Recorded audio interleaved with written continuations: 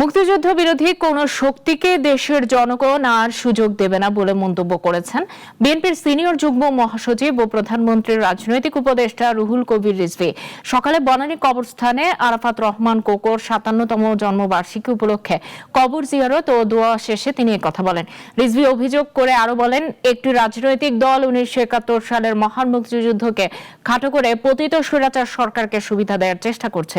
এ সময় ক্রীড়ামন্ত্রী আমিনুল হক সহ বিএনপি নেতাকর্মীরা উপস্থিত ছিলেন।